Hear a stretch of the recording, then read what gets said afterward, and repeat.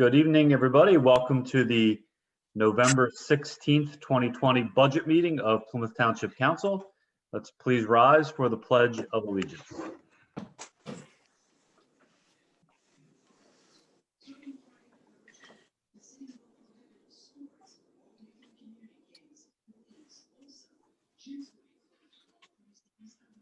I pledge allegiance to the flag of the United States of America, to the republic To the republic which for which stands and one one nation, nation, under under God, God, indivisible, with liberty and justice for all. for all.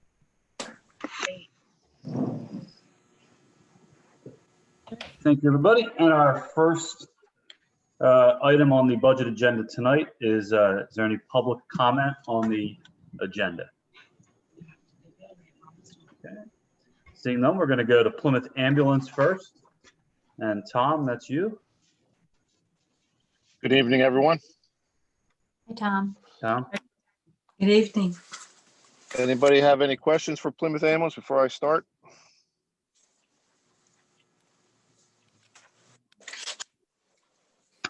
No, I guess everyone, Tim Creelman forwarded over our 2019 990. With it. It was in the packet, yes. You had your January See to the nine- December 2019, right, profit and loss statement. Correct. Yeah. Yep. Got it. All right, so for 2020, obviously with COVID, our call volume day is down. Last year we ran close to 16,000. This year we're down almost 1,900 calls for the year due to COVID. It's just that I guess the elderly population from what the state and the counties gather along with us, along with the ambulance chiefs, it seems that people do not want to really go to the emergency room. There's a fear of contracting COVID while in there, which is primarily a false a reason not to go to the ER if you're having some type of illness or medical event. However, 1,900 calls roughly down for the year so far. And also this year, we have spent over $260,000 just in PPE. So if you compare that with the number that you see so far to last year, you can obviously see, get an idea of where we are currently. 1/4 inch and 3/8 inch maple top ply to design specifications. What's Is that? that PPE recoverable from the federal government? Some of it, not much. So far, we've received about $40,000. We're getting a PEMA grant for $40,000 from the government. We just sent out it went out Friday in the mail, a equipment fundraiser. Hopefully we can generate some money through that for all the townships that we cover in the boroughs and the territory and try to recoup some of the losses there. But it seems with this new COVID insurgence, currently we seem to be doing well with our N95 masks and all the PPE for the paramedics and EMTs, which they're mandated to wear. But with the new surgeons coming in, I'm sure at some point we're going to have to expend a lot more money. So we did buy a couple Halo misters with that, and we offered that up to the township fire departments and the police departments when initially COVID broke out. And each one of those units was in the neighborhood of $15,000. So we did help out the fire department, the police departments, and some other neighboring ambulance organizations and police departments. But you know, we're thankful for what the township has donated over the last years, and hopefully you can continue to do it, and obviously take into consideration some of the extreme liabilities and expenses that we've recently occurred. And no federal money to help you out with that equipment, right? Not really. So we put in, so the county had filed, Montgomery County itself had asked the fire departments and the ambulance organizations to go in on a lump sum grant that they were trying to get through the CARES Act. Delaware County got it. Montgomery County did not. We were on that. We tried to get on that. So we kind of lost out on that deal. We do get a little bit of money due to the CARES Act for the Medicare, but that's not used for PPE. Right.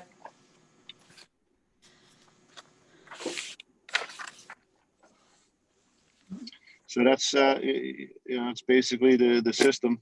Every year, I try to explain what we do, how the billing is done, fee for service. You have the numbers, you can compare them to the previous years, the last 15 years or so that I've been coming over there, and it doesn't really change year to year that much and that often. All right. Anybody else have any questions for Tom?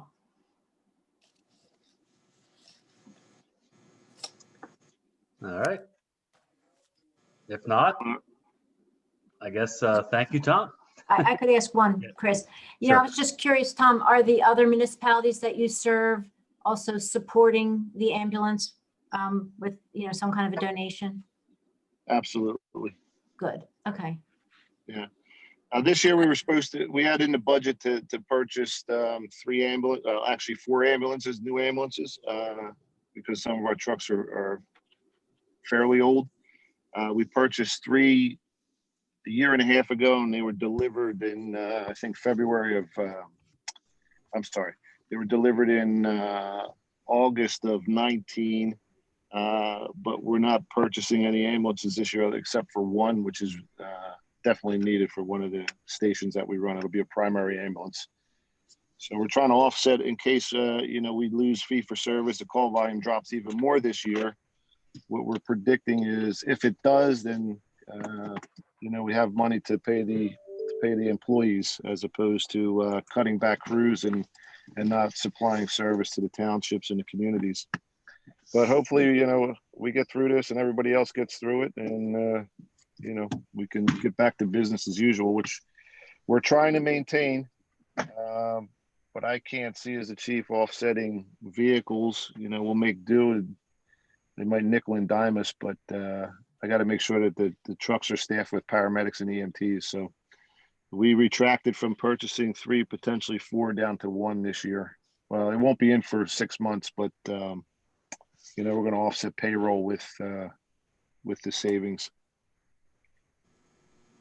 Have any of the municipalities that also contribute reduced their donations or by any, or have they increased?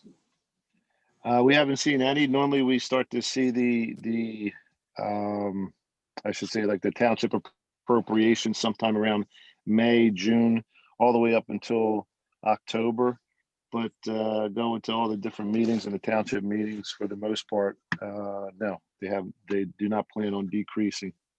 Okay. There might actually be some help, which is would be grateful. Okay. Thank you. Thank you. Stay safe out there.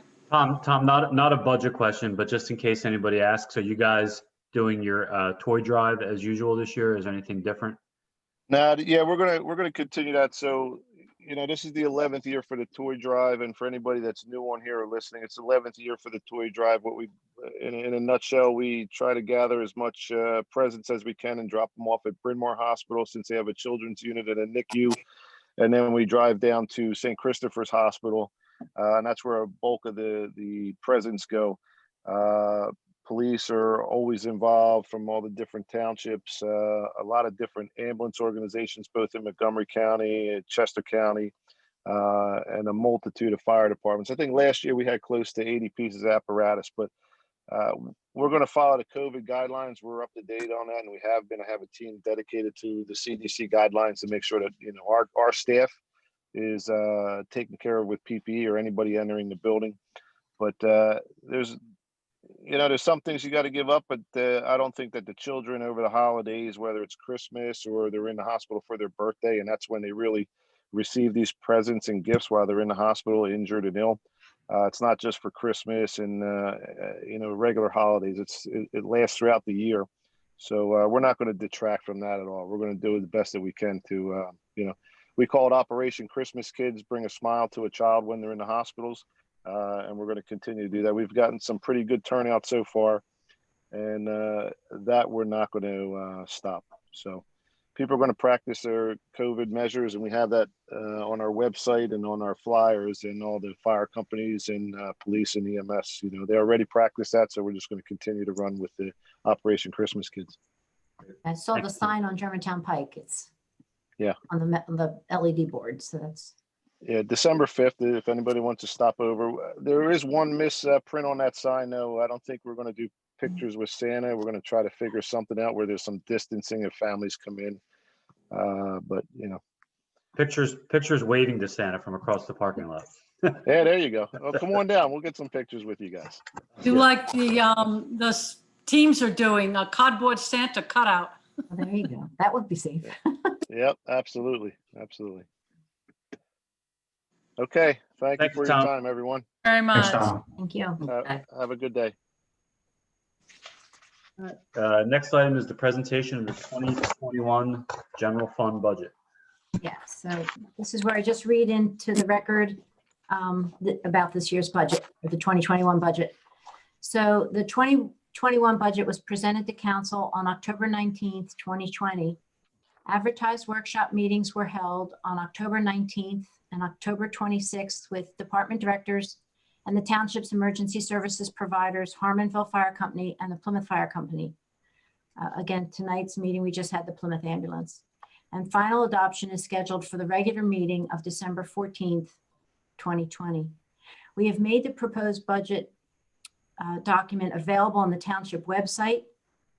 Revenues for 2021 are projected at $24,135,442. The earned income tax represents 29% of revenues, business taxes 40%, and real estate taxes 11%. Budgeted real estate tax collections are based on a proposed millage of 1.6. The fire for services fee is based on a proposed millage of 0.72. A typical Plymouth house assessed at $180,000 would pay $288 in real estate taxes for all municipal services and $130 for fire services. The assessed valuation for all property in the township is $1.719 billion. Total general fund expenditures for 2021 are projected at $26,007,301, an increase of 0.1% from last year. The police department is the largest expenditure at 30% of the budget, followed by sanitation and public works at 9%, fire and emergency management at 6.4%, and parks and recreation at 4.7%.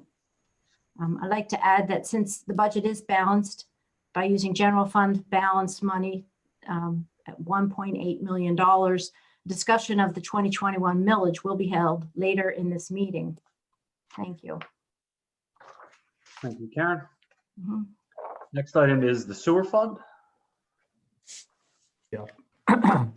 Prior to tonight, we talked about all the other funds. There's 2 funds left. I put a booklet together. This one, it's got the sewer fund and all the capital funds in it. So if you want to go through that. On page 1 of the booklet, this is 5 years experience with the sewer funds. It's extremely condensed. First 3 columns are actual amounts. The 4th column is projected for the rest of this year. The column on the far right is what we plan on budgeting for 2021.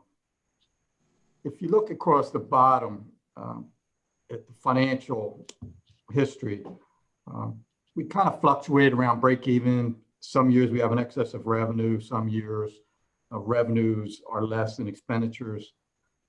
In 17, expenditures exceeded revenues by 493. In 18 and 19, we had a slight surplus of 300,000. This year, we're projected to, the expenses will exceed revenue by about 204,000. And what we're here to talk about is the column on the right. 2021, as you can see, what's expected in 2021 as budgeted would be that expenditures would exceed revenues by about 1.7 million. And that's almost exclusively due to the Plymouth Interceptor project, which is almost $1.4 million. just go back to past history when we talked about selling the sewer system. We knew if we didn't sell it, we would then have to undertake capital projects to improve it, upgrade it. So we had talked about that, and I guess this is, the time we're going to hold the system. Now we got to start making repairs. It would appear that the Plymouth Interceptor project will actually happen, I would think, in 2021. So this is kind of the first step of, if we're not selling the system, now we're going to have to rehab it, improve it, and replace some pipes. So that's what we're looking at 2021. Again, revenues are less than expenditures, primarily due to that Plymouth Interceptor. And the number we're using, Karen gave to me, was worked up by an engineer. We had kicked around about $1 million a year, but now the latest estimate is about 1.4 million, or shade less. In the block at the bottom of the page, you see at the end of this year, at the beginning of next year, we're still going to sit on $4.2 million in sewer fund cash. We're going to use a lot of that cash for the Plymouth Interceptor project, but we went to the year with 4.2 million. So at the end of 2021, we would still expect to have in excess of 2 million in sewer fund cash balance. And I think 2 million is about the right number. I think if we stay around 2 million, I think that's ample fund balance for the sewer fund. So this is kind of an overview. I don't know if anybody's got any questions on page 1. Other than the capital projects, are the revenues from customers equaling the usage that they have? In other words, are they paying what they're using? Yes, our rates are set to capture expenditures. What fluctuates each year, the operating costs stay the same, the revenue stays the same. What fluctuates are the connection fees and the capital costs. So depending on the mix between connection fees and capital costs, we could either lose money or make money. But the rates are set to recover the operating costs. Thank you. If anybody else has a question on page 1? Okay. Page 2 is revenue. It's the same numbers you looked at on page 1. It's just a little more detail. The far right column is actually the budget we're proposing for 2021. The top section is the revenue we get from the ratepayers, from the citizens. They're all the different categories that were paid.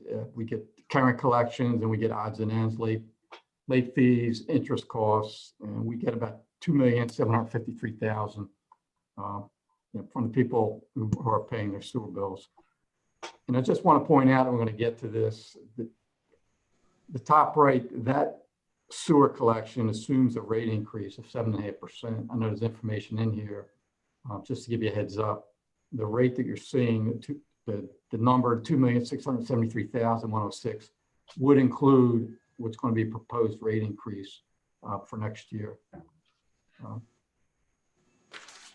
In the bottom part of the revenue schedule, we get some interest, we get some connection fees. Next year, we think we'll get about 125,000 in connection fees. We also get connection fees to the people connected to BCA, and some outfall fees from developers. So primarily, the revenue comes from the ratepayers, and there's odds and ends that come in by way of connection fees. And we really don't have any control over that. Whatever happens to be developed, we get fees. Some years we get a lot, other years not so much. But that's what we're budgeting for fees for 2021. Anybody have any questions on page 2? Tim, I'm sorry, go ahead, Chris. just a quick question, Tim. If the goal is to be around 2 million for the fund balance, and 2021 puts us a little over 3, what would be the main reason for doing the increase, the rate increase this year? Well, if we spend the 2 million, and there's an exhibit, Chris, I mean, your question, we might be able to answer it a little bit better on page 5. And I'll go through in order. I understand the question, you know, why. We can wait till we get there and then go over it then.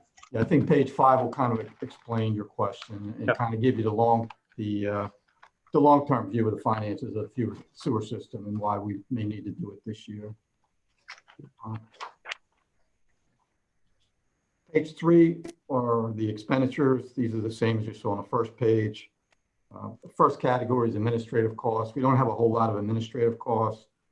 The first line is payroll. We have one full-time person in charge of the sewer fund, and he's the one that does the inspections, the grease trap inspections. And there's half of one other salary charge there, Pat Crossan, who does the sewer bills. So the top section is administration, mailing costs, some odds and end printing costs for sewer bills. So the first section is the administrative cost. The second section is the collection system maintenance. This would involve any repairs that need to be made during the year, any type of service contracts. There's a lot of service contracts at the sewer pump stations. They're examined, maintained, and inspected on a regular basis. So the second section, the collection system maintenance, basically related to just maintaining year to year the pipes, the pump stations, and cleaning any blockages, things like that. Page 4 is the second half of expenditures. The top is where the real money is spent, the treatment costs. The first line is what we pay to the Joint Sewer Authority, $1,048,000. And that's pretty much fixed. We have an obligation there. It's based on flows. I mean, that number is pretty constant year to year. The second is the treatment costs to the Conshohocken, the Borough Authority, $327,000. Again, it's contractual based on our flows, and that's what we anticipate paying next year. The third line is treatment to other organizations. Of that $290,000, probably $260,000 goes to White Marsh for the Plymouth residents collected to the White Marsh system. And the rest would be odds and ends that go to Norristown and Whitpain. So this is the bulk of the operating costs, the treatment costs. The next section are the capital contributions. Again, we're committed to the Joint Sewer Authority to make annual capital contributions to them. The first two lines are the Joint Sewer Authority. I've split it between two different sub funds. So in total, we're going to contribute $440,000 to the Joint Sewer Authority, and we would anticipate contributing $400,000 to the Borough of Conshohocken Authority. Again, that's contractual. We're committed to paying the capital cost for that plant. The last section are the capital costs we just spoke of. The first one is the $200,000. Chris, when he was in for his budget, talked about the slip lining project secured in place. I know he wants to bid that out. He may have already bid that out. But they would be the slip lining projects. And that's something I think now that we're keeping the system, Chris plans on doing every year. And the next item that's the Plymouth Interceptor. That's the anticipated costs, I guess, based on the engineer's estimate, $1,387,000. And the final line item is just other overhead costs, miscellaneous costs, insurance, software costs, things like that. So the total sewer fund expenditures would be anticipated with the capital projects to amount to $4,772,000. So that's expenditures on page 3 and 4. I don't know if anybody has any questions about it. A question, Tim, for you on the Ridge Pike sewer replacement. There's nothing in the budget for 2021. I'm remembering, is that the project where we were going to pay the county? We've been told that's not going to happen to 2022. Oh, okay. I didn't put it in 2021. I think Karen got a memo from someone saying they would anticipate that in Good. 2022. Okay. Yeah, and we had that figure, Tim, $600,000, maybe $600,000. We did get a number on it. I added somewhat to that for the other incidental costs. I think It might be in your 2022 number here, yeah. Actually, it is 700,000 there. It's going to be on page 5.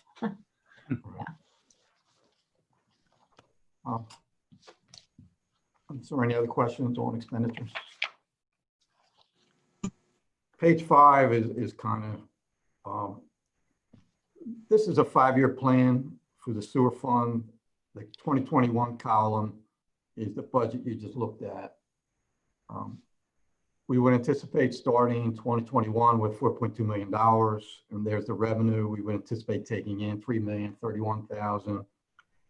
And there's the expenditures we just looked at. We would spend $4,772,000. The difference being a negative $1,740,626, which would leave an ending fund balance in 2021 of $2,459,000.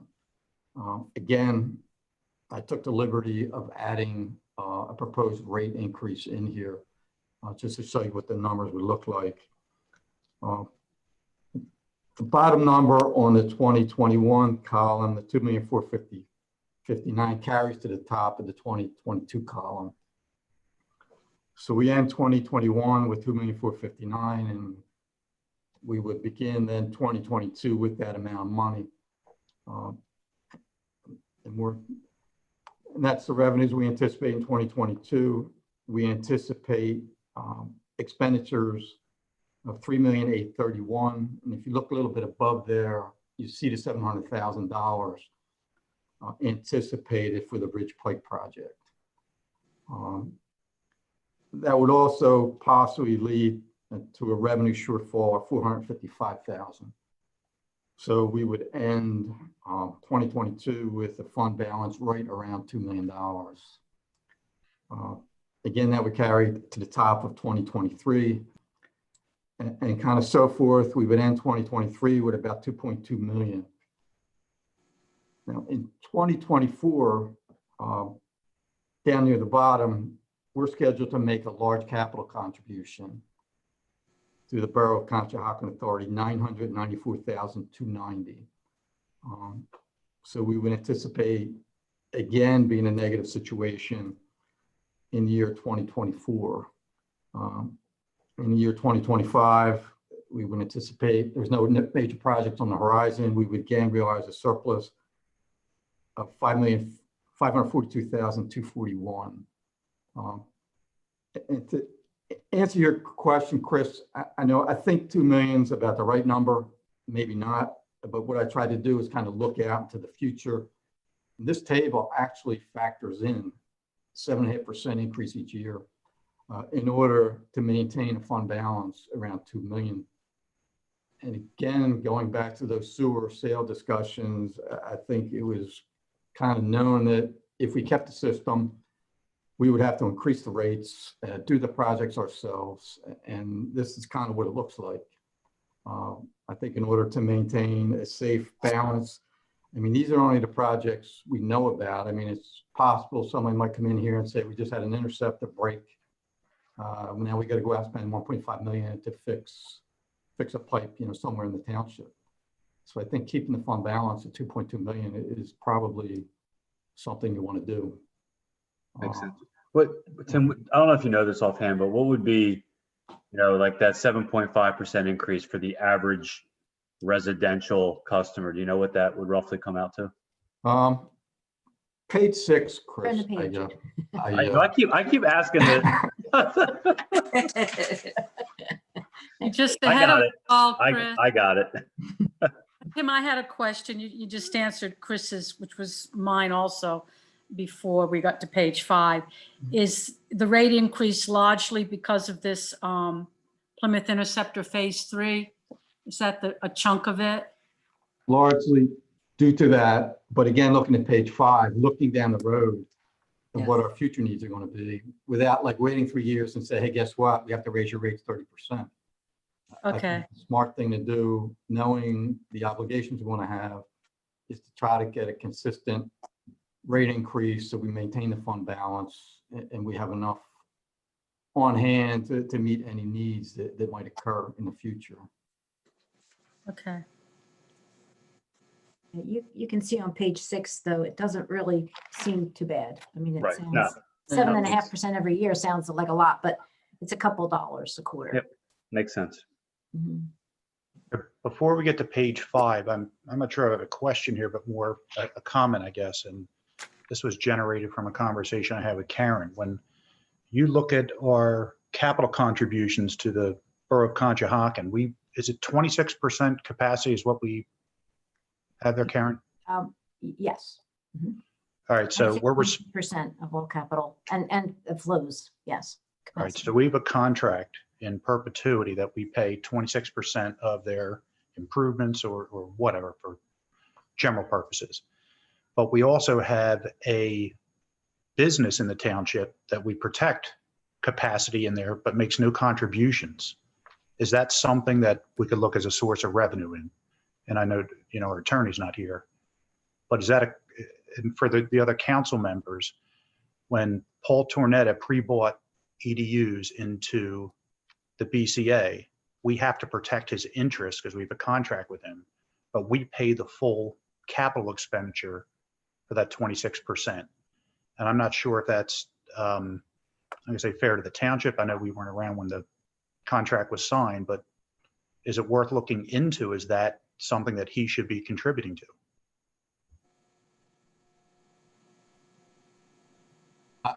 I mean, Dave, that's a very kind of serious legal issue. I mean, this Tornadic agreement has been in effect for, I don't know, 20 years.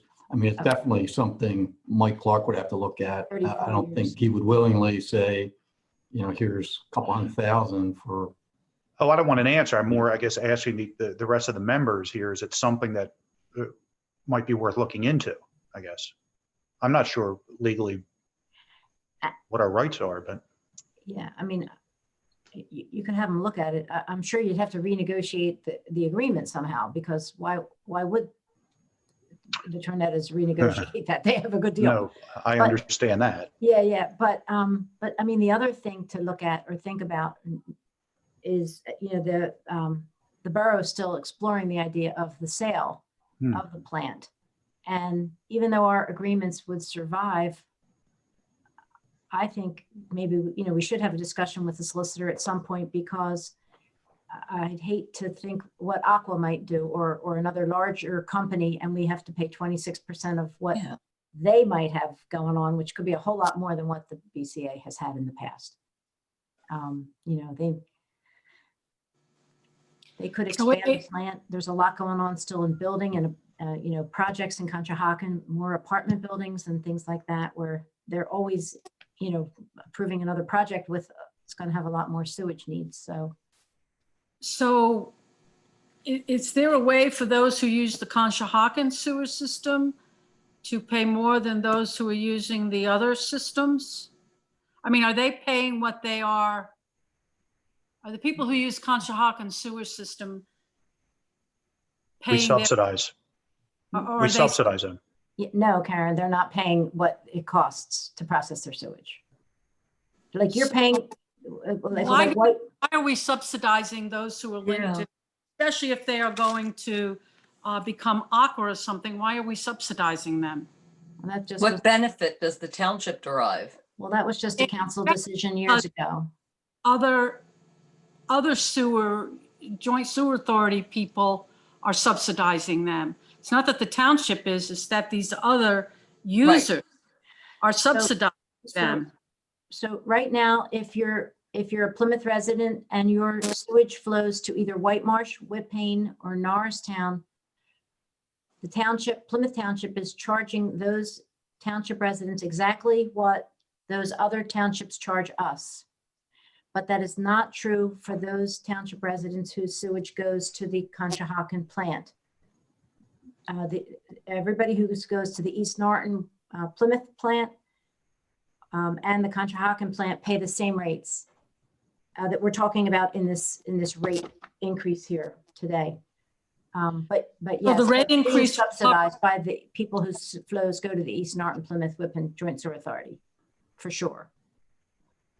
And are the Whippane users and the White Marsh users and the third one you said, are they also Yeah. subsidizing? No, they're paying exactly what those townships charge us. So we get a bill from White Marsh Township, we get a bill from Whippane, we get a bill from Norristown. And all the people who live in Plymouth but are connected to those treatment plants pay exactly what we get charged.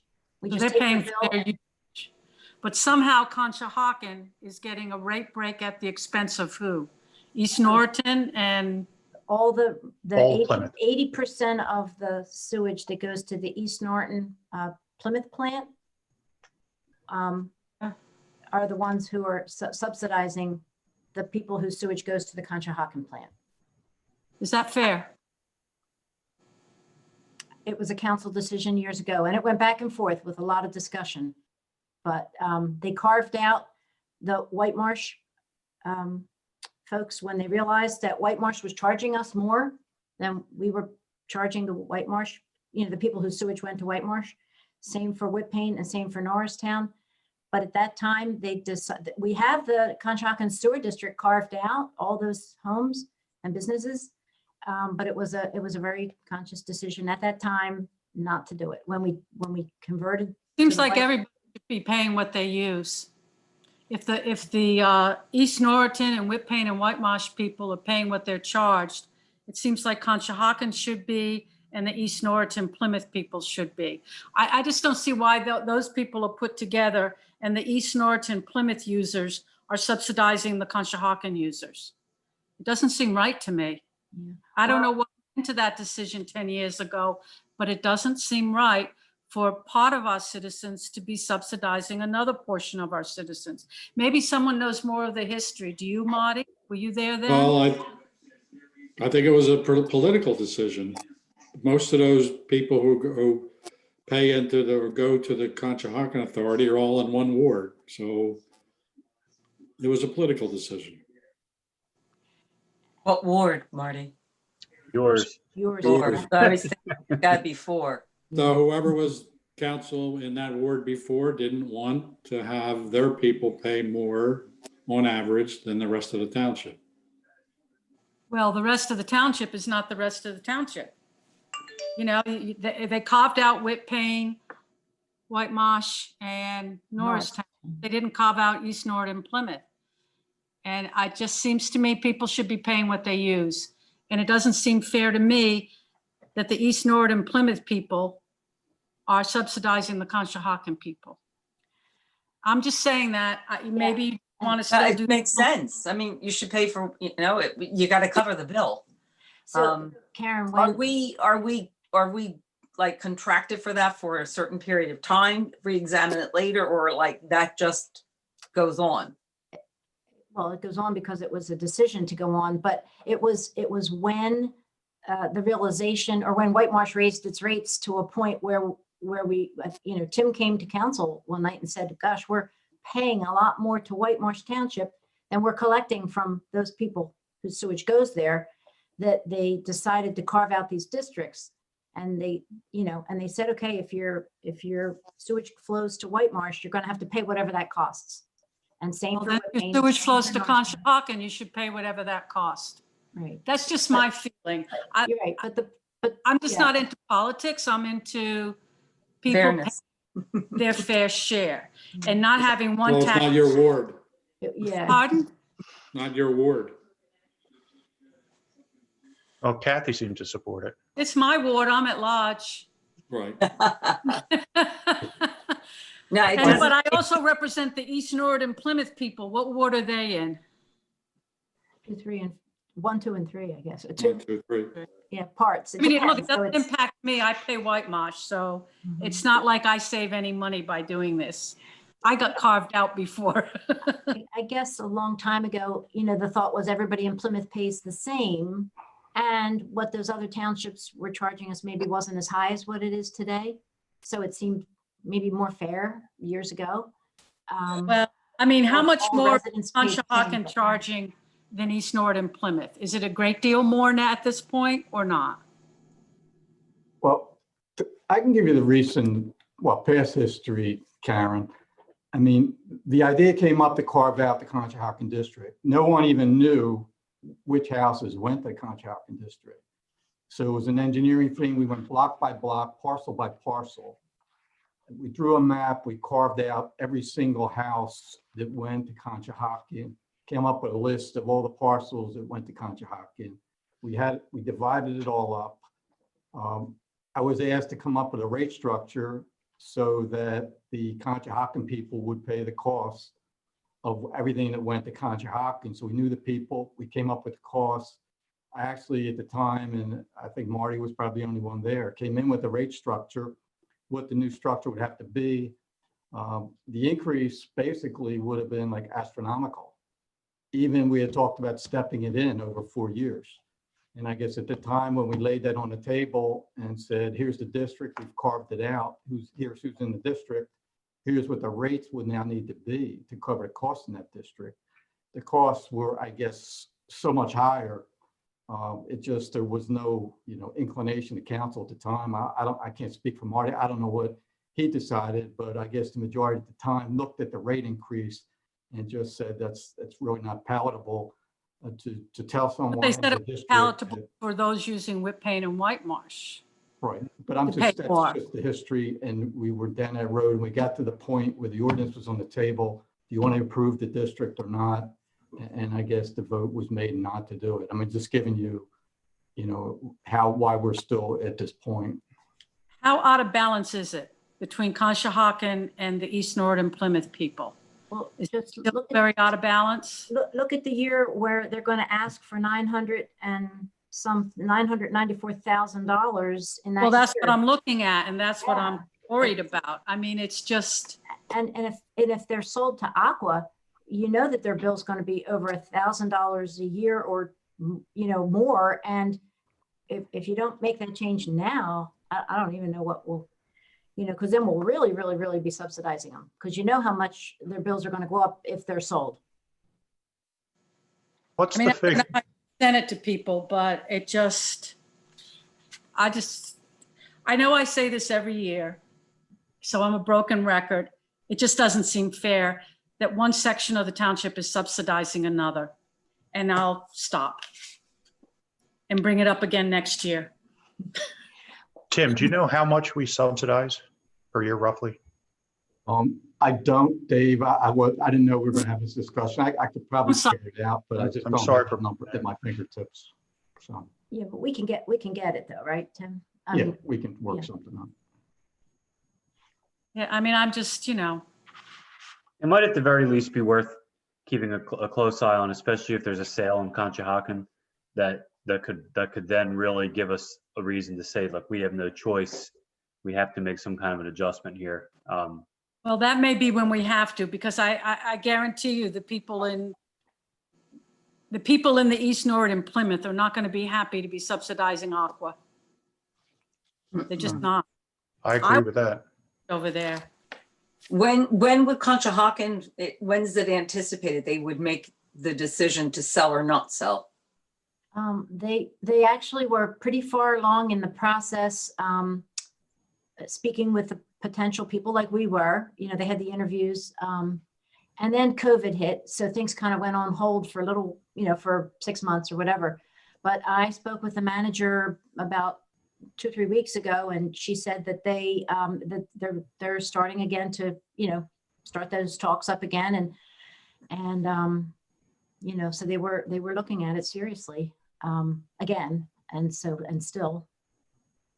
I'm not sure what will happen, but if they are sold and if Aqua is the one, we know what will happen. The rates will be very high, very, very high. Within a number of years, 4 to 5 years, they'll be paying. Well, at that point, I Over think it $1,000 a would really year. behoove us to have a breakdown so that, 3/4 of the township isn't subsidizing 1/4 of the township. I mean, I don't know if it's those numbers. I just made them up, Tim. Sorry. I know accountants don't like made up numbers. I just pulled it out of the air, but sorry.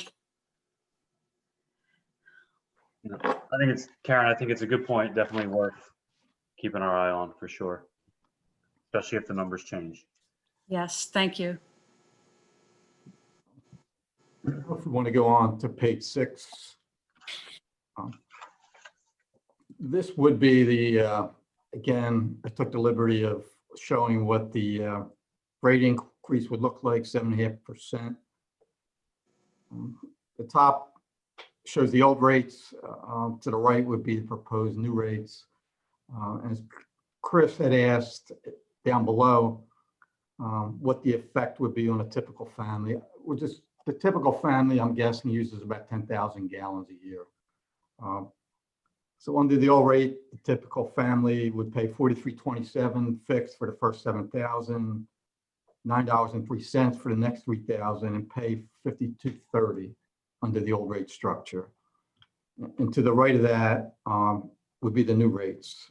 And the total would go from $52.30 a quarter to $56.24 a quarter. I'd just like to point a couple things out. Our rates, as you see them, and I'm not exaggerating, are among the lowest in Montgomery County. And that's a fact. I mean, the rates you're looking at are extremely low compared with anybody else in the township. Maybe there's 2 or 3 places that are lower, but there's not many. And this would be the first rate increase in 2 years. Just to kind of put it in a little bit of perspective, where I live, I get sewer from Aqua. I pay $200 a quarter for me and my wife. If I lived in Plymouth, I'd be paying $56. I mean, just to show you what things look like elsewhere. We don't use much water, and that's the typical Aqua billing, $200 a quarter, although they bill monthly, but basically you're paying $200 a quarter. And just put that in perspective, if you live in Plymouth under the new rate structure, you'd be paying $56.24. And that's what I'm proposing. In order to do this, I guess I put the draft ordinance next to it, what it would look like. We'll put those numbers into an ordinance, but this would have to be approved at the December workshop, so we can get the bills in the mail, get it approved, have the 30 days, and get the bills in the mail for the first quarter of 2021. So that would be the timing. So I guess basically I'm recommending a rate increase of 7.5% next year. And this is kind of what it would look like. And if you're all in agreement, I'd like to know that now, because then tomorrow morning we'll put this to the newspaper. It does need to be advertised in advance of the workshop if we're going to have a proposed ordinance for the workshop.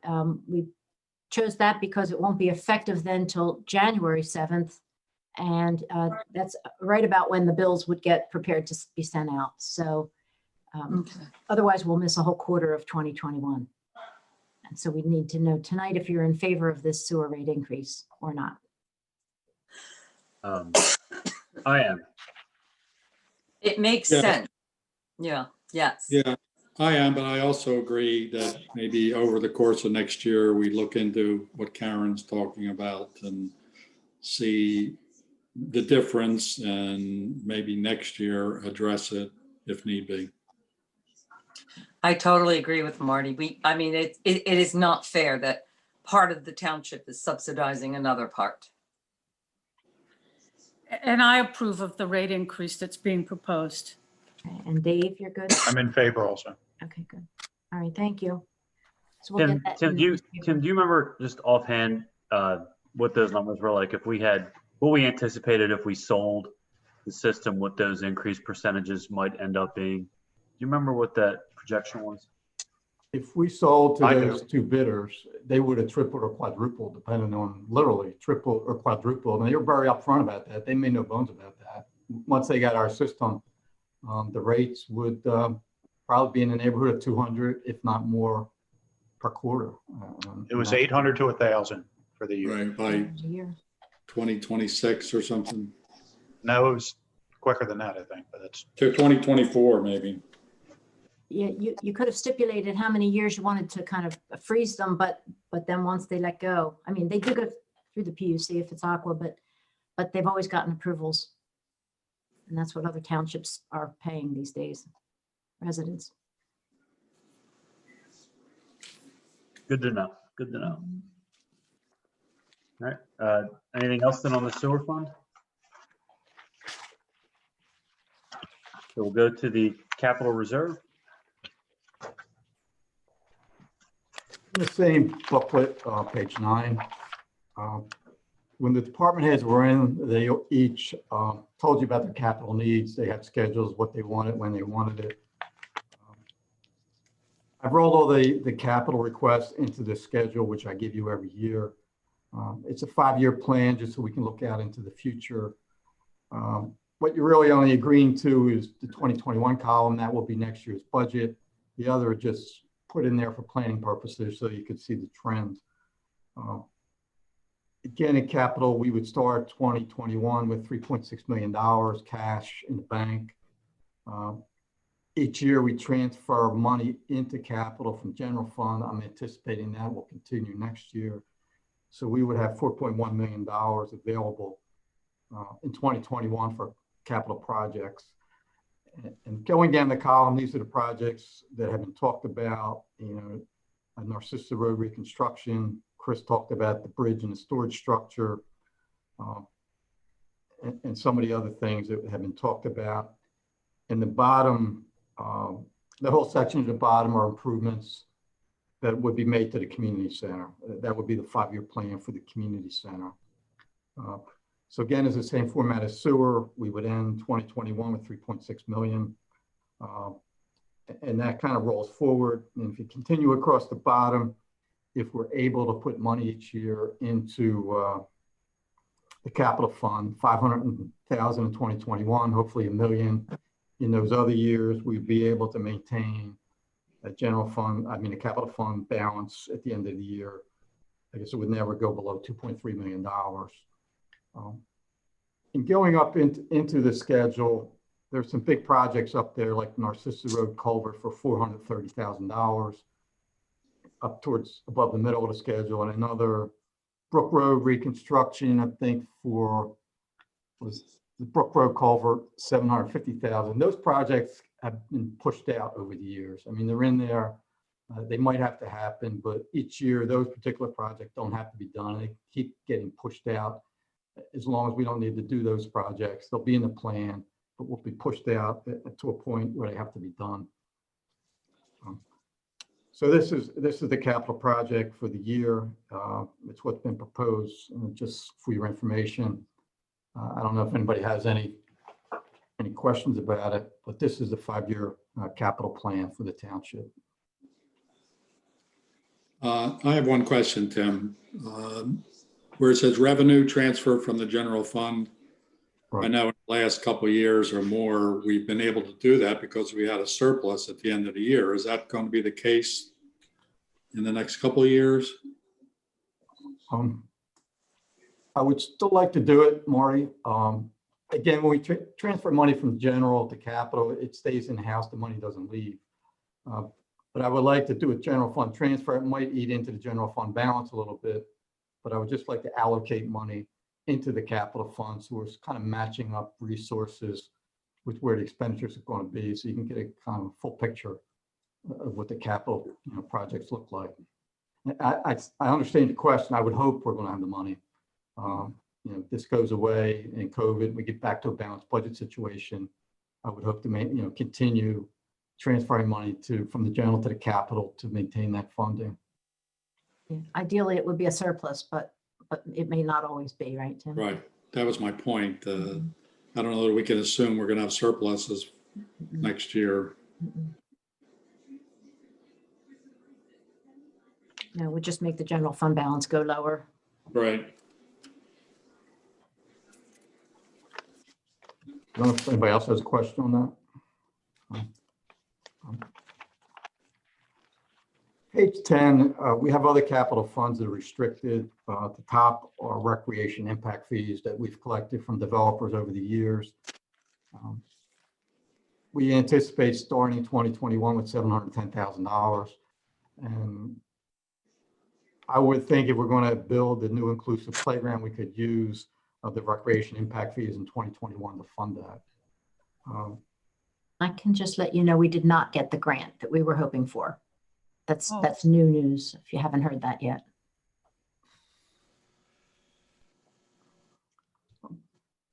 Sorry, Tim. And other projects planned in 2022, 2023, Black Horse playground replacement and trail and the parking lot, basketball courts. So we could use recreation impact fees to fund those projects. So, you know, it would still leave us with around $100,000 left that we could use for other things. So that would be the 5-year plan, basically, for the use of recreation impact fees. And again, what you're only really budgeting is that first column, 2021, and before Ricky goes out and builds a new inclusive playground, he'll get the council approval before he proceeds with that. Definitely. The next section is the Act 209 Area 1 fund. This is money we've gotten over the years from developers for traffic impact fees. The township's divided up into 2 areas, Area 1, Area 2, and whatever money we collect from a developer in one area has to be spent in that area. So this is Act 209 Area 1. We're going to begin the year with $2.9 million. Going down, we are obligated to contribute $1.5 million to that intersection in Allenwood and Ridge when it gets straightened out. That's an obligation township has, so we'll have to spend $1.5 million as our contribution to that intersection. We've already given them $1 million quite a few years ago, and this will be the rest of the contribution for Ridge Pike. And right now, there's no other projects planned, although, I mean, we can spend this money as deemed necessary, but even after the contribution for Ridge Pike, we'll still have about $1.5 million to be spent on other projects. Right, and it can only be spent on projects, for those who might not know, that are in a capital improvement plan that came out of a result of an Act 209 study. So only if the project is on that list can it be spent for that.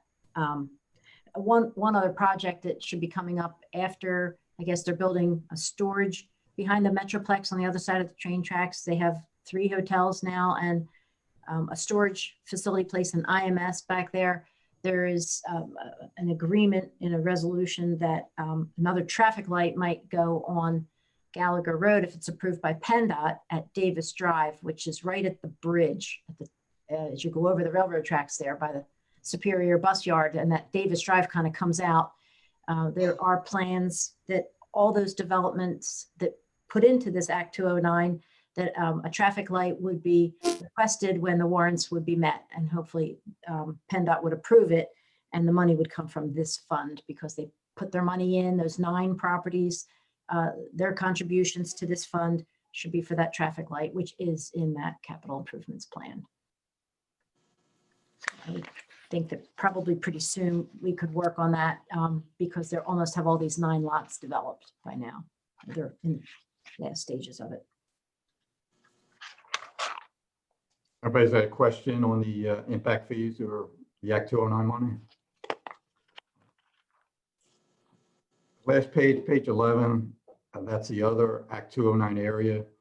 We have about $500,000 right now. There's no projects that are included here. There's really nothing being scheduled to be spent with that money. The last section are the stormwater outfall fees. We collect these from developers also. We've had about $120,000 in there. We generally use that each year for inlet reconstruction, for materials, for contractors rebuilding inlets. And there's some money budgeted, $40,000 for any MS4 related costs that we might have. So that's the stormwater outfalls. I don't know if anybody has any questions about those 2.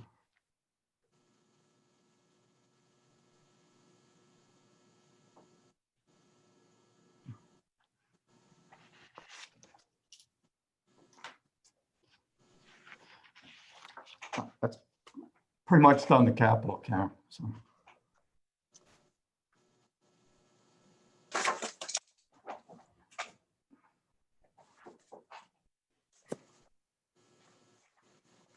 Anything else on capital? That's it. So contributions is next. It is, and if you have in front of you the fire company, I added these in because there's a little bit of a question this year. So for the the pay-per-call resolution that council approved. And in this year's budget, you had $30,000 for each fire company. And the resolution was passed that you have to prove first that you're active. And I think it's, you have to attend 15% of calls and like 15% of trainings and some, other events that they have. There's criteria set up.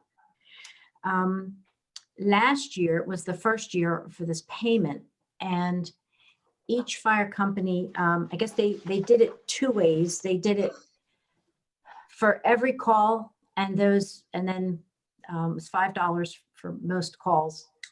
I think 10 or 20 for a long training that you took, that took 100 hours of training to get firefighter one. But anyway, last year you paid all calls, not just those who were active, qualified to be active. And it came very close to the $60,000 last year. So we have $60,000 again this year budgeted, but if you use the criteria for being active and you add the two fire companies together, it's $62,005. They each also did it as if every person who responded to everything got paid. It's then up to $69,670. So the question is, should we go back to, should we stick with what the resolution said, although it wasn't used last year because they spent the 60,000, but go back to, you have to be active and then you get paid. And that would be still over $2,000 over budget by doing it that way. Or you could just give them 30,000 to divide, but then they're getting $4.90 a call instead of $5 a call. So that doesn't make as much sense to me, but I think, if, and that might, and just this discussion could dovetail into what you're giving them in the next few minutes, but, just so you know, it's, if you want to go $10,000 over the budget for this year or not, I wouldn't probably do that, but. I think if we do 10,000 more this year, what's it going to be next year? Right. I think, yeah, the whole idea was you had to be active first and then you got rewarded. And that's what we agreed to. Yeah, that is how it reads. I think we need to stick to that. Yeah, I mean, I think so, especially since it would otherwise be $10,000 over. Yeah. Right. Okay, so stick with active first. And then Yeah, it's $62,000. Okay, great, thank you.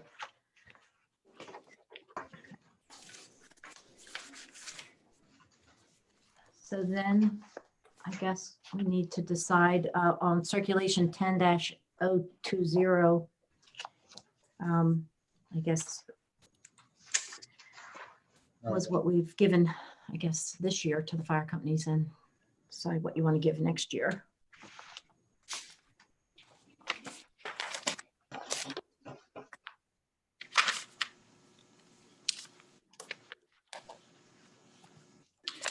Well, I have a general comment. All of our department heads have come in and did a fantastic job keeping their budgets almost identical to last year, or a little bit over or a little bit less. So I don't know why we should treat anyone else any different, the fire companies, the youth sports, to pay them essentially, or give them what we did last year, which I think is consistent with the fact that all of our department heads, and we approved their budgets at pretty much a zero increase, or in some cases even less.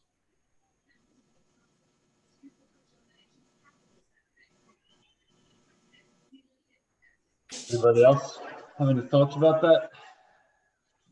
I don't see anything wrong with keeping everything the same, especially the situation we're in. Right.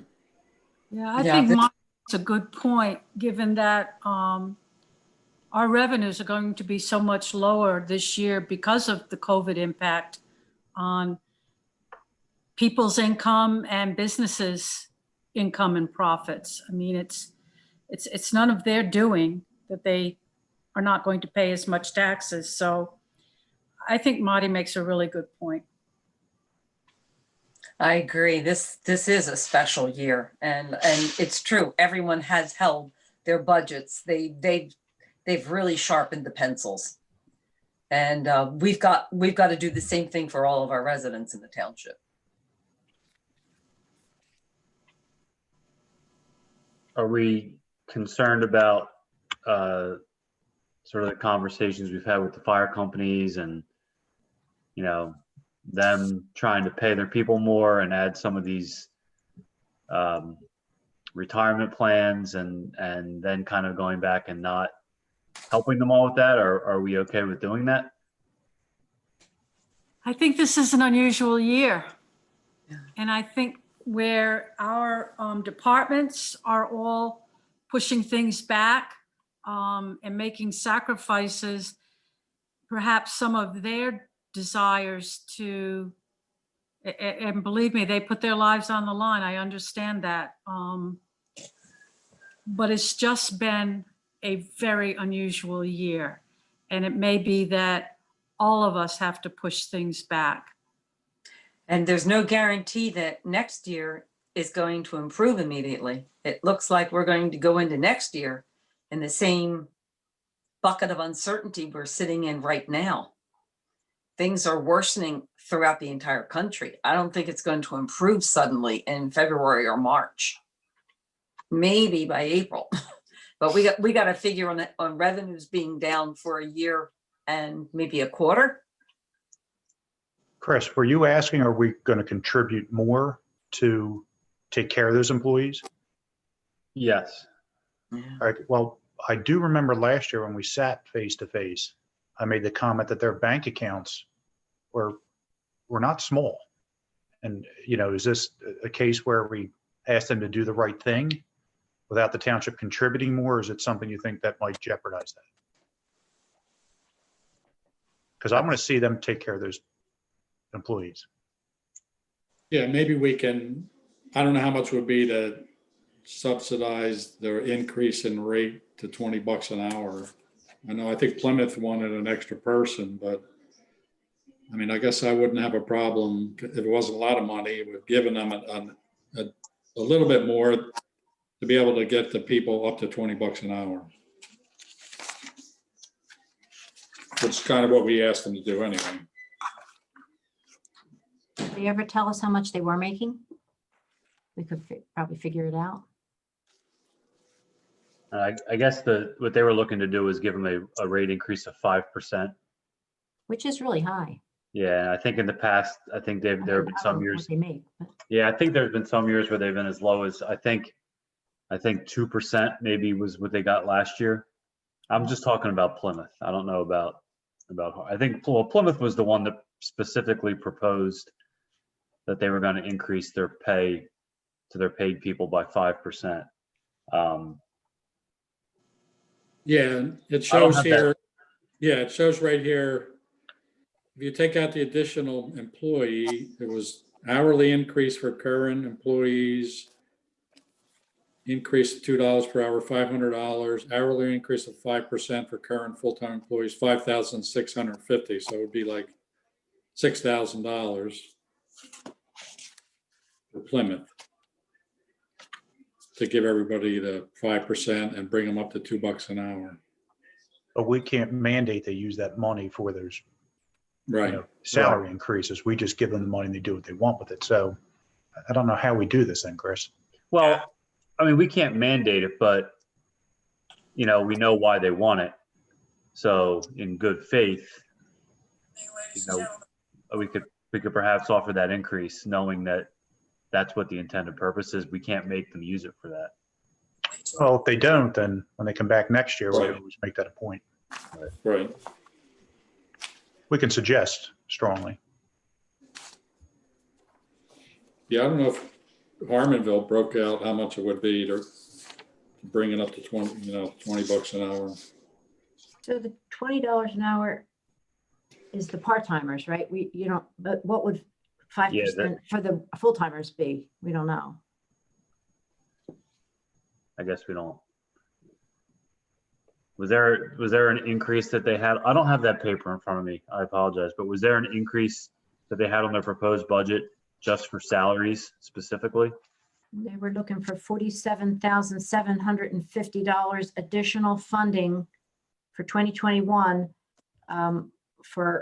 Most of that was $41,600 for additional part-time employees at $20 an hour. That would be the two people that would equal a full-timer. And then an hourly increase for current as-needed employees, an increase of $2 an hour. That was only $500. And then an hourly increase of 5% for the current full-time employees at $5,650. I think those last two are the ones Right. that we're talking about. Right, so it's like 6,100. 6150. Yeah. Here with myself, Andrew, my wife Melanie Malensky. So that would be on top of what we gave them last year, Right, what we're talking about, right? For existing property. Just a little background for us. We bought our house a little over 12 years ago. yeah, that's what I'm talking about. I don't know what the number is for Harmonville. I don't think doesn't look like they have that specifically broken out.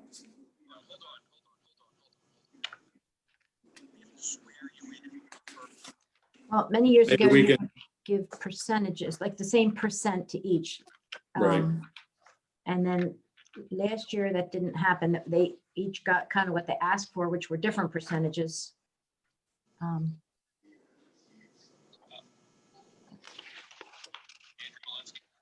Could make it a dollar number instead of a percentage if you wanted to give 6,000 more and hold the line on everything else, or not.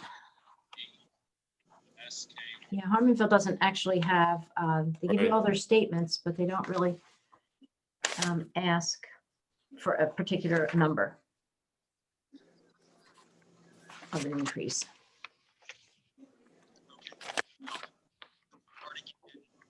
If you look at Harmonville's budget, they've got, I mean, based on what they anticipate our grant to be, they're anticipating, they're asking basically for 3.4%. Right, And also their wages, if you look in their budget, it looks like they're budgeting a wage increase of 7.8%. If you compare what they're anticipating 2021 as opposed to 2020, it looks like they're budgeting a 7.8% increase in that budget. I think that includes more people, Tim, or we don't know? I think it's just, It wouldn't be an increase like that, would it? so it's 15,000, right? 190 to 205. Employee wages, Yeah.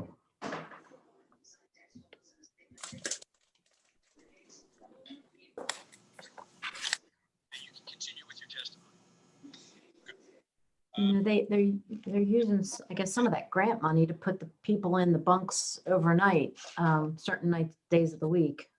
That's safer grant. I don't know if they're subsidizing it with other monies that they have.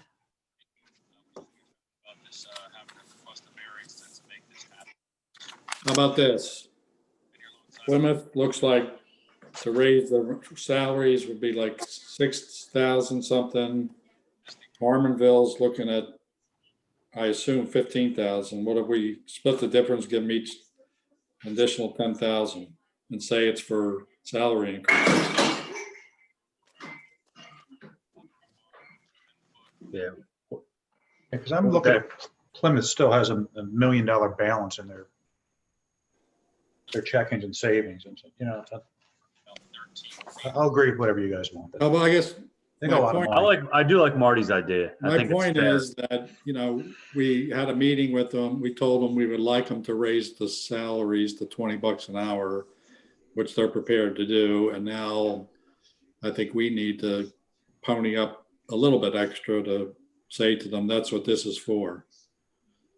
Irregardless of their fund balance, you know, I think you don't ask somebody to raise people's salaries and then, About the funding. right.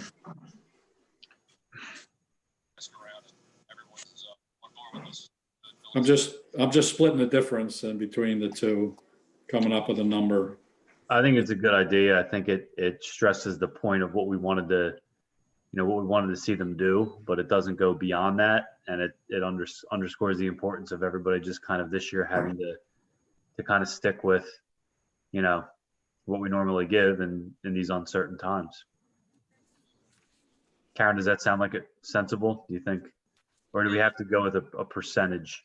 No, you don't have to go with it. So the split idea is like 10,000 each? Is Correct, what- 10,000. That's the last thing I wrote down. So, yeah, I mean, no, you can give whatever you want. So 10,000 above what we gave last year to each of them. And they bear some of the burden of the increase. Right. You see, Patty, those kind of poured in between years ago type of thing. So Yes, I'm fine with that. I think from there, Makes sense. I agree. has we gave a survey plan. It shows the existing. Okay, so last year, so 2020 plus 10,000 each. And then go straight back about 25, 26 feet. Somebody listening to the zoning meeting while we're on here, I hear something in the background. Yeah, I hear it too. There Somebody, aren't any screams. somebody needs to mute who's not already muted. I hear it also, but I'm not sure where it's coming from. Everybody's muted that's muted. That's really what, you hear it too, right, Len? Yes. It almost sounded like a fire radio to me at one point because Right. I heard people's names that I know related to fire companies, but it's just us chickens on here. I don't know. That's very strange. It's a Zoom bomb. Yeah, it's using the same technology into the same account. So maybe that's it. Maybe that's the issue. That's interesting. Okay. I just heard something about testimony, so I figured it might have been. That Other did hearing. start 18 minutes ago, so maybe. All right, so how about the Plymouth ambulance? We've got the fire companies down. I mean, they didn't seem to ask for anything additional, did they? No, he actually just gave his financial statement, his profit and loss from 2019. He didn't even give us like his 2021 budget, right, Tim? Usually looking for a 2021 budget. He did not. He was asked, and he didn't provide that for us. No. Right. So you've given, you see the gas and the operating contribution, total contribution last year of 80,000. And he did say, when I asked, that these other townships are now starting to contribute, which is good. They didn't in the Right. past. That is good. And So if we did the same, that would be acceptable since he didn't ask for anything extra. keeping it last year. I think that's kind of what it implied, I would guess. Everybody good with that? Mhm. Give them the same as last year. Mhm. Yeah, if you don't ask. Yeah, I think we increased their gas contribution last year anyway. Right.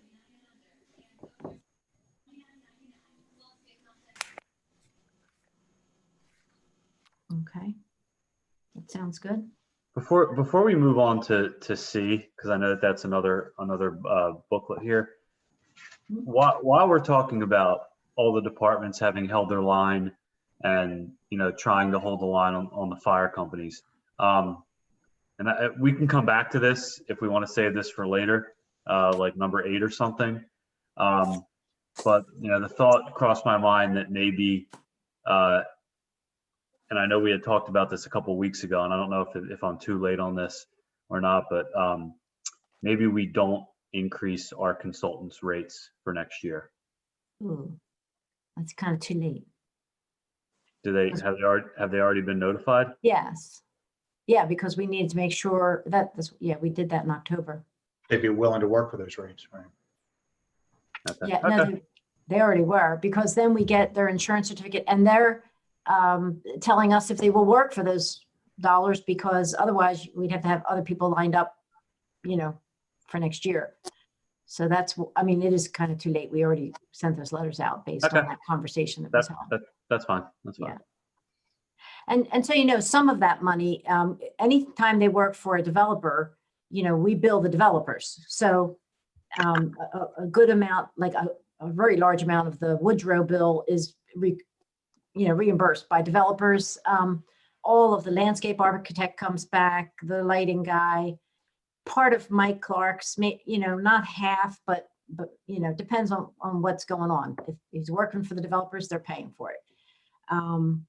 So some of that, a lot of that money can come back to us under the reimbursables. Okay. Yeah, Just a, sorry. just a fleeting thought. Okay. All right. So back to the nonprofits. Okay. I had given you a book, I guess you'll have it, with the nonprofits. Page 1 is a summary of what we've given them. The top are like the community groups. These are basically the same groups we've given to for many years. I showed the 2020 donation, what they requested for 2021. The only one who's asked for more was the zoo. And I know they presented a letter in the back, page 5-1. They asked for it because of extensive storm damage they've suffered during some of the storms over there. So the top is the community groups, the bottom is the sports. Again, they're pretty much the same teams we give to each year. In the 2020 column, I guess back in the spring, I guess council basically said that if they weren't going to have a league and didn't want the money, didn't need the money, then we wouldn't give it to them. So in the 2020 column, the Spartans, they did not have a season. We did not give them that $5,000. Legion Baseball did not have a season. We did not give them that $1,000. The other ones did play in some fashion, and those checks were distributed. In the 2021 column, I don't know who's going to play this year. I've got question marks. 2 of the organizations submitted questionnaires, asked for a donation, but didn't specify. And right now, I don't know who's going to play next year or who won't. So I don't know if council wants to leave that policy in place. If we pay, they get a distribution. If not, they don't. I don't know that ABA is going to play. I think they usually start. I don't know. I haven't heard that they are going to start or we're going to have a league. So, I mean, this is the information about the sports organizations. And on page 2 or 1-1, I just gave you some information about participation, how many participants, how they break down between residents, non-residents, boys, girls, what the fees are.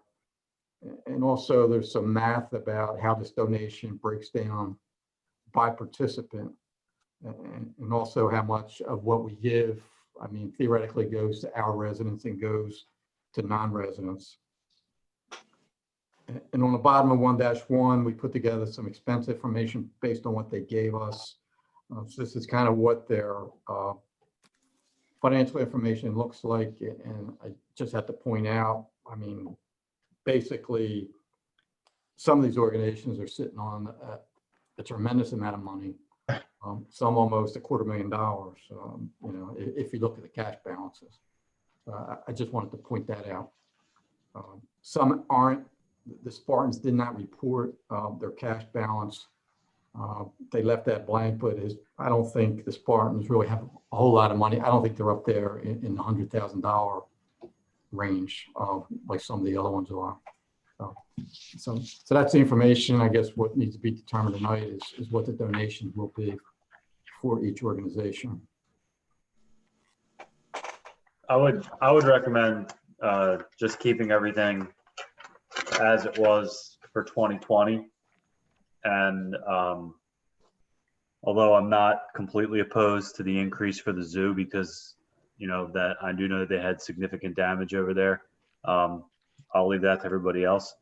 But I think I like the idea with the sports organizations of sort of notifying them that, if they do not have a season, that we'll just hold that money for the following year. I mean, I think there's no operating costs if they don't play.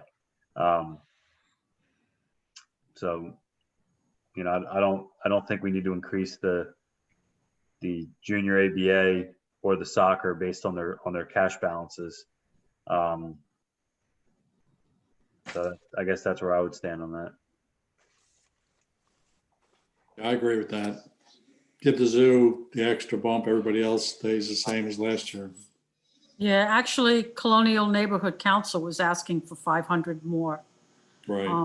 But we give more than White Marsh or Conshohocken do to that organization. So I think keeping it the same as last year makes sense. Are these others, the Colonial Soccer, the Spartans, are the other colonial area municipalities contributing to them also? Do we know? I mean, I don't- Which organization? Because they do have it in the back. Some are and some aren't. Where in the back is that? I didn't see that. Well, like which organization? So like Colonial. Colonial Soccer. Colonial Soccer, Oh. Plymouth White Marsh Spartan Football and Cheerleading, Greater Norristown Wrestling, Plymouth White Marsh Ice Hockey. Those, They didn't give us that data, They that didn't give it to breakdown. us this year. right, because I was just wondering if Conshohocken are contributing to these groups, and why Colonial Soccer wants $1,000 more this year. Yeah, that would normally be, had they met with the Parks Board, you would have that information this year, but I don't think they had the opportunity, did they, Chris, to meet? Probably No, not. they did not. So they usually are given a kind of a thick packet of papers to fill out, and that would be included in there. Just like it is on the form for the charities. Mhm. Oh, okay, so it's in a packet, not our pack. I mean, we have the nonprofits, but Right. Right. Tim, you send them out, do you? That nonprofit page? yeah, and they're They look telling us alike? communities are doing.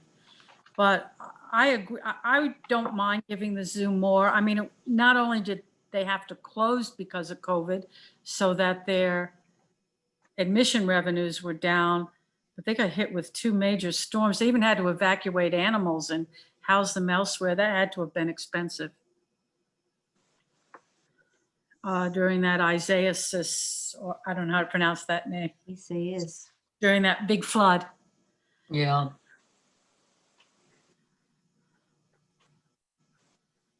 Yeah, and they're looking at a $4 million loss in revenue. So, So the victim services are asking for 500 less. You want to just go with their recommendation, their request? That would help offset the zoo. Sure. Yeah. I don't know why they would do that, but I agree. Okay. And everybody else the same except the zoo. yeah. Yeah. If they have a season, I think. that's Yeah, the important. sports. And then this, well, I was looking at the charity, sorry, and then the sports, so if they have a season, it's the same. Mhm. Give them what we gave them in 2020. Yes, I agree. Yep.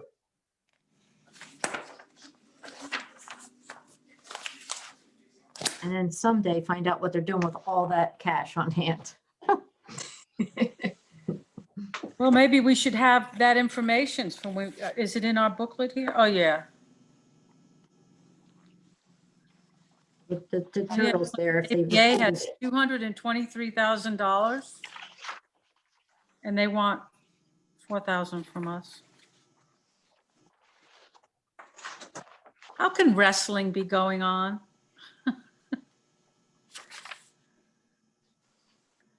Last year, they finished their season right around the time COVID broke out, and I think Oh, they finished it okay. up this year. It's probably not likely. Yeah. I doubt it will happen. Can't socially distance that. No. And masks are worthless, not with wrestling.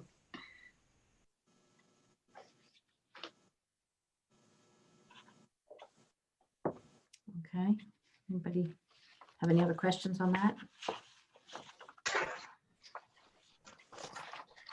Well, I just kind of wonder, in terms of giving them what we gave last year, the basketball, the soccer, and the Little League, they've got a lot of money. The others are,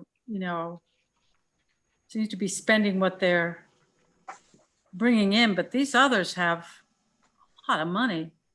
2 of them have $250,000. Yeah, how are they? And one of them has 145,000, the Little League. That seems like a. I do think sometimes they're sitting on that saving for large projects or things coming down the line. I can't be sure, but That's a lot of soccer balls.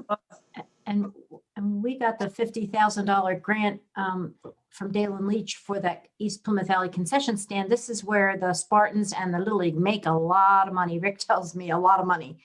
And they're going to have a brand new concession stand where they probably sell more stuff, you know, more types of things, because they're going to get a beautiful kitchen kind of thing. And the township's putting in like at least 57,000, maybe a little bit more. I think that was $107,000 for that concession stand. And really it's used by those two organizations and they make a lot of money, you know, with it. So we're kind of contributing, you know, for that, for them to be able to make money. And we're putting that other $57,000 out there to improve the concession stand at the park. So this is just one little thing to remember.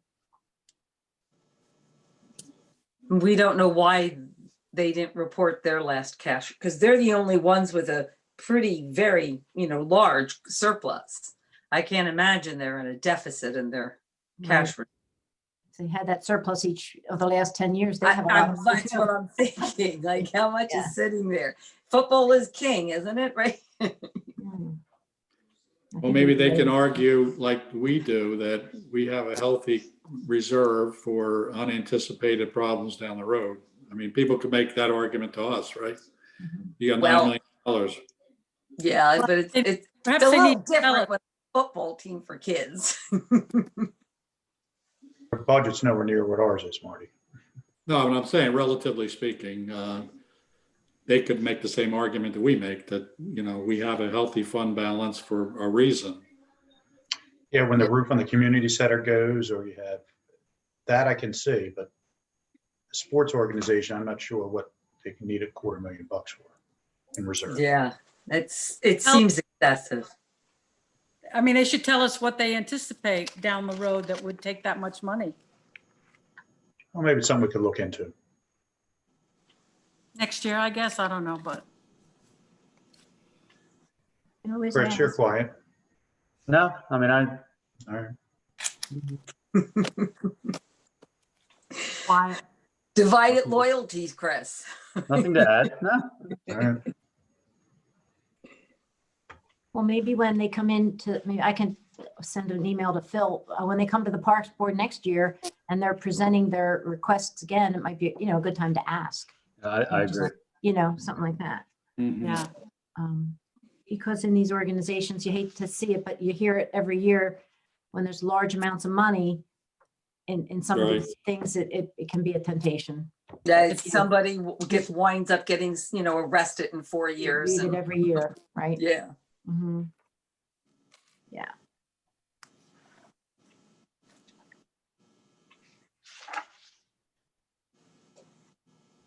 So did we agree, or I'm lost? Well, I think agreed to give the same, everybody gets the same as they got in 2020, except for the zoo.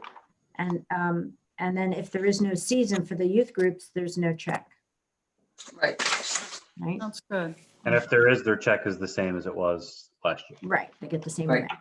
Yeah. Okay, all right, good. So that's done. All right, so in addition to that sewer ordinance increase, the budget ordinance needs to be advertised every year. And I need to know tonight what the millage should be for real estate millage for 2021. We're still working with our architects and we're very close to $15 million. If you go with the geothermal system, which we're still getting the results for the test well to make sure that it can be done. But assuming that it can, we're at like $14.9 million. And that has, and we've already started to pay the architect. I mean, I think we've already paid like several $100,000 this year for all the work they've done so far. So I know Tim and I feel there needs to be an increase in the millage, real estate millage next year. I think we were thinking 1.7, Tim. Is that what you think we should do? Or have council do? But Yeah. we need to start increasing. It hasn't been increased. In 1996, it went down. Yeah, I remember that. 1.6, and it hasn't gone up since. Except I for was the still in fire high school, so I don't remember that. pay. Well, that I think was the year they gave back everybody Rebate. $100. Yeah, I got a And rebate. I got a rebate, a $100 remember. rebate. They had too much money in the fund and didn't feel comfortable having that much. It was a nightmare trying to get everybody to cash their checks. And it went on for a while. But, you know, we have to start. We should balance a budget. We're balancing it on general fund monies, but which we, you know, you can do, but you're going to need more money to help do this project. And some of the fees are going to come before the borrowing comes. So like they already are. I think we've already paid $400,000 so far. So, I mean, that's just, you know, eroding So you're saying 1.7 mils? 1.7 mils. From 1.6. That would generate how much? Generate about $170,000. And I know there's concern about the typical house pays 288. They would pay 306 under that extra 1/10 of a mil. They pay an extra $18 a year. And again, it would raise about 170,000. But you know, just going back to the beginning of the budget, we went through the general fund. There's $1.8 million budgeted deficit due to the loss of tax revenue. We're going to have financial obligation no matter what is decided on this building. And going back to the capital, we would hope to have enough money to continue to put money into the capital fund, 500,000 a year or $1 million a year.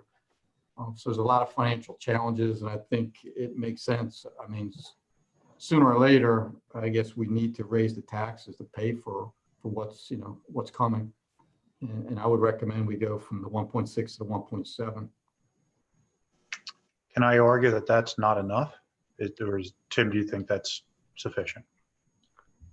Well, again, we have substantial fund balance, and I don't think we know what's going to happen next year as far as COVID. Will it get better? Will it get worse? I mean, we could go for more, but I think the size of the fund balance, as long as we get started and we can evaluate year to year and see what we need and see financially, you know, where we're headed. And how about the earned income tax? Does that need to go up? I wouldn't propose that at this time. I know in financing the building, that was one of the options we had talked about. Once the building gets up and running and we need $15 million and we need, you know, $1 million in debt service, I think we would then have to look at the earned income tax, raising that to get a big Because that portion. will not harm the, you know, the seniors as much. But it will the wage earners, whereas the millage, you know, well, $18 a year average per person doesn't seem too bad.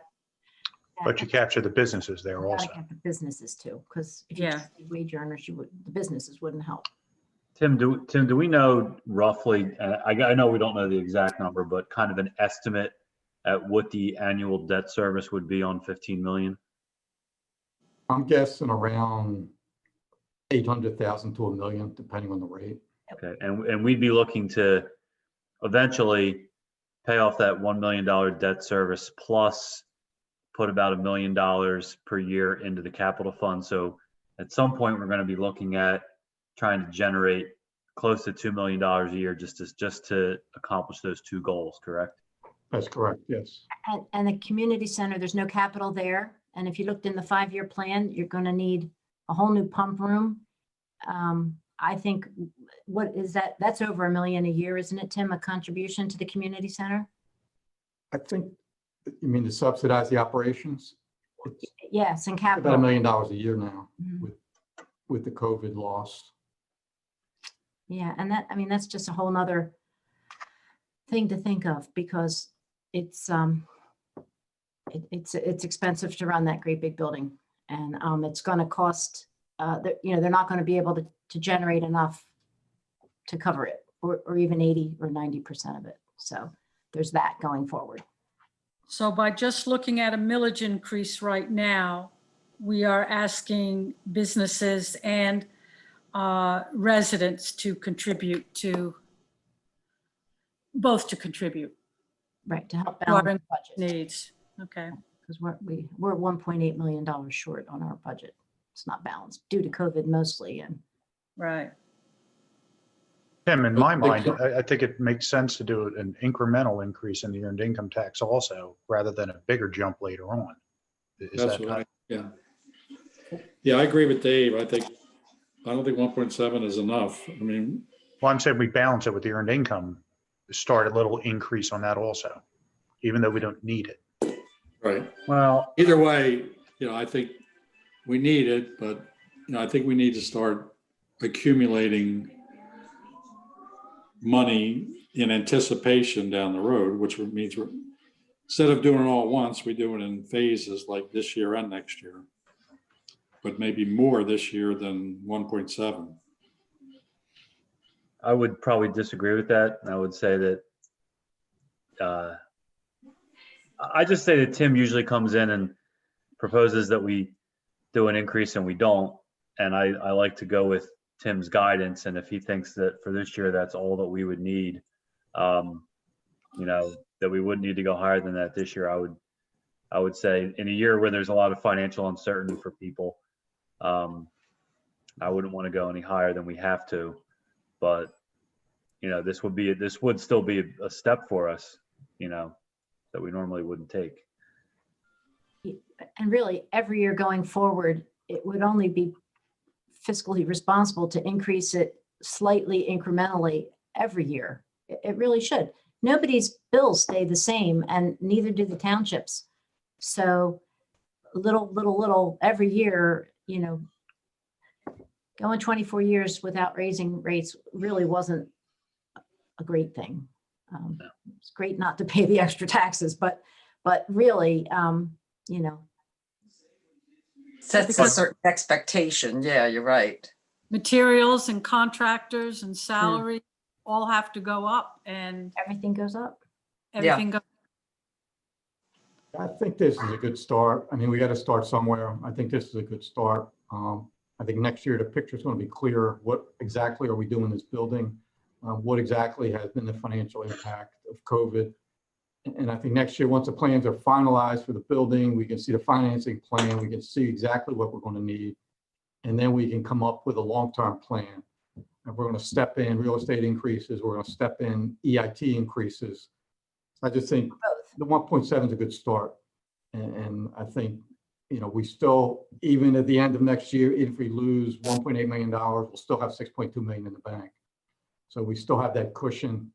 And my idea was just, let's get started. And when we see exactly what we need, and then we can come up with like a long-term plan of where the tax rates need to be. Yeah, because once we do the borrowing, we had numbers on 11 million and the original 22 million, which we're not going that high. But it was, I think even at that. All right, I'm convinced. I'm not still. I'd still like to see the EIT go up a little bit. Just to get everybody used to us doing what needs to be done. Be honest with you, Dave, I don't have the EIT numbers. I wasn't anticipating. I couldn't even really give you a number right now. Basically, my thinking was let's get started on the real estate. I mean, I could have came with the numbers and said, increase EIT, but I just can't tell you, off the top of my head, what fractional, increase would generate for the township. Well, what if we went to like 1.75 then instead of 1.8? Generated, and just throwing things out there, that's all. Or you guys just want to go with 10? I mean, look, the other side of the argument you could make is that if we're only generating $170,000 in this increase, why do it at all? And why not just wait till next year? Well, they've been saying that for 27 years. Yeah, I think we break the cycle. Yeah. We definitely need to do something. Yeah, and once we decide how much to borrow, you're faced with probably additional real estate and earned income. A blend would really make the most sense. Then you get the businesses to share and the wage earners to share, and it doesn't put as much of a burden on the seniors or the people without income. But it includes them a little bit, but not as much as it could otherwise.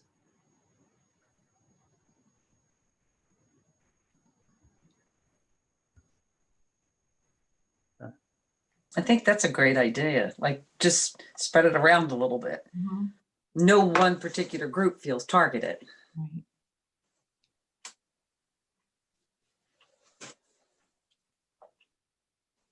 So 1.7 going once, going twice. Who wants that?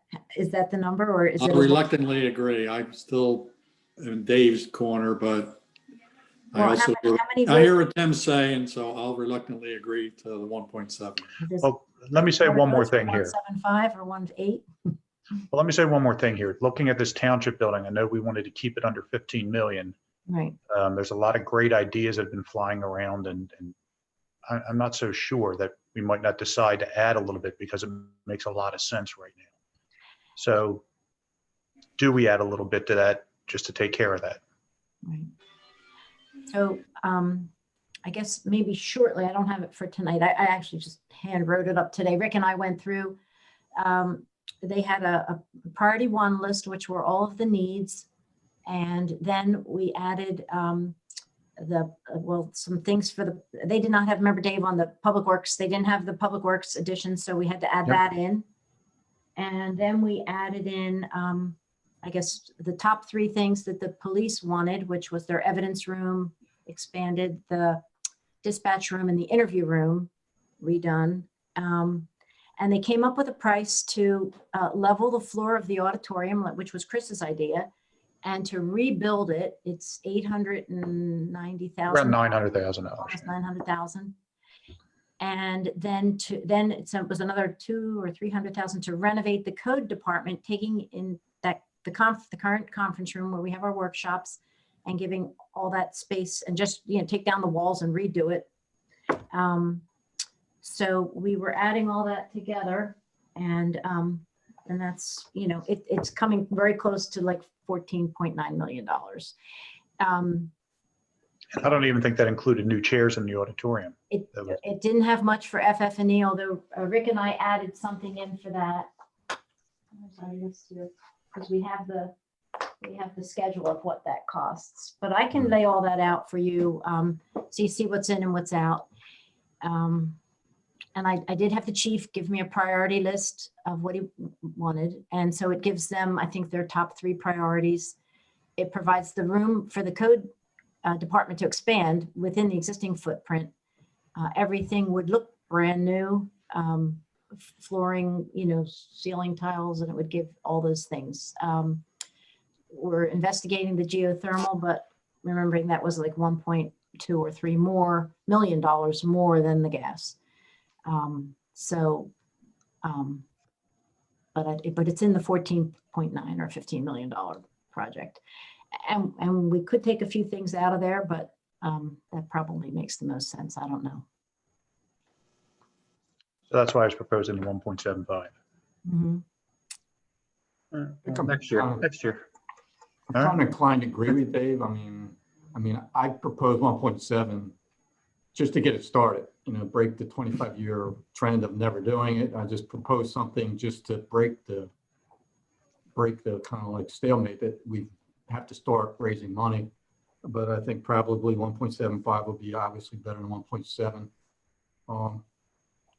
And one of the things we're going to be faced with, probably a wave of assessment appeals from the commercial properties. If they're sitting there empty, they're going to want their assessments appealed. Just less revenue.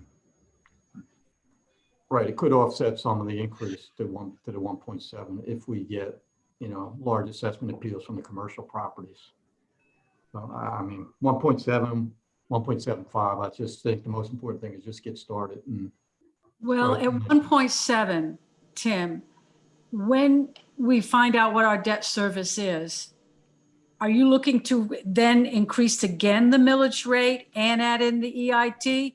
Because then I think you're just, I think that just hurts more. I think if the only thing we need to increase after the millage would be an EIT to cover the debt service, that seems better. How much do you think you would be adding to the millage once we know what our debt service is for the building?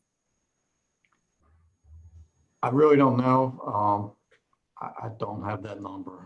I know we did the analysis a while ago when we were proposing, one of the proposals was to split the increase between EIT and real estate. I just don't know what those numbers are.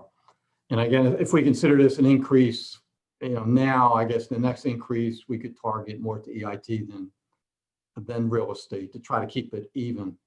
Yeah, it just sort of seems harder to swallow to keep eating away, not eating away, but to keep increasing the millage.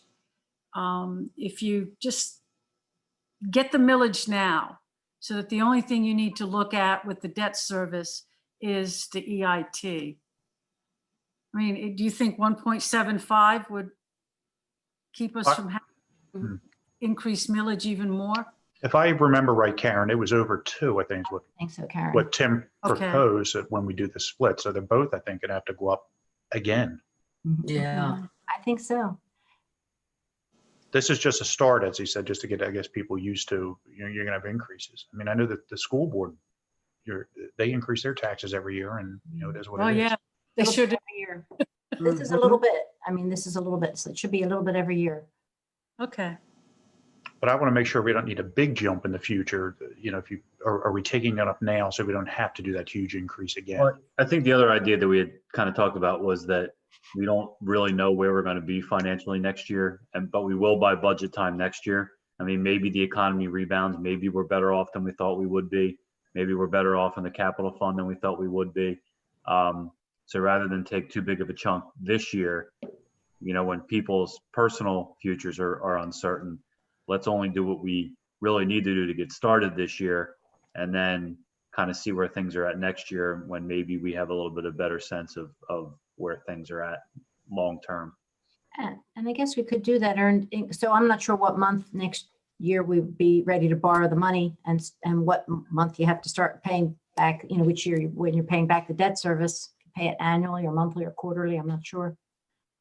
But, I don't know that there's anything that says that has to be January 1, right, Tim? Do you think if we were ready, if we had a debt service payment next July, could we in May or June, figure out what that increase would be? You have to notify all the, you have to notify the counties and everything, or is it an annual thing? You really can't do it mid-year. Oh, you cannot. It needs Okay. to be done because then you'd have people in the township filing their income taxes with a mixed rate. Okay. 1% for the first 6 months, 1.1%. It just administratively, you'd have to notify every employer in the township to begin withholding. It just Okay, really needs to be done. It's set up really to Maybe do it on January the first of the year okay, with enough notice though, right? with To all, enough notice. so Yes. what, October of next year, would you say, or? You'd probably have to decide, early on in the budget process, what it's going to be, so What it needs to be. what Yeah. it needs to be. Okay, all right, so, but it does need to stick with the calendar year. Okay, well, it's good to know, so that we know next, mid third quarter next year, we need to know that. Everybody's okay with the 1.7. I am also. Is that it? Karen, Kathy, Yes, Yeah, I'll go. 1.7? I'll go with Tim. He hasn't Right. let us down yet. Chris, you're good? Marty and Chris, everybody's good? Yes. All right, okay. I mean, it's $18 per year on average. That's like nothing. Right, Yeah, wait till you see. The response. Oh, yeah, it's something. It's something.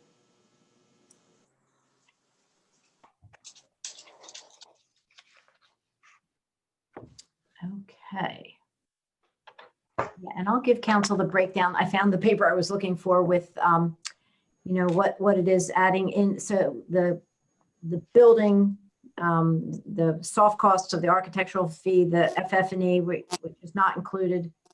And Rick and I were talking, I mean, it probably just makes sense to put the elevator in that we talked about, especially if this equipment is going in the basement. So it comes up to 14,940,000, and you really don't know till you put it out to bid. And like Dave knows, there's a lot of soft costs in here, a lot of contingencies, fees that hopefully wouldn't really be that high. So you really won't know until you put it out to bid, right? How much you need to borrow. Yeah, I mean, they haven't really come forward with any concrete reasons for some of these fees. So I can only see it going down. Mhm, What do I know? mhm.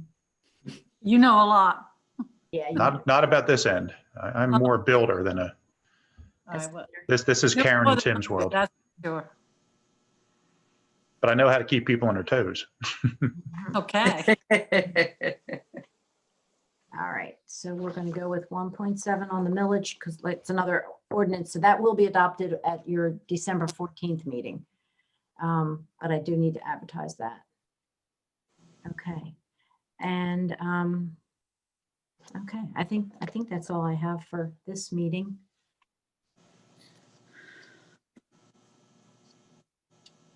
Ready Anybody else? for adjournment? Yep, and then we have an executive, is that correct? Yes. Mhm. Colin, yeah. Sounds good. Meeting adjourned.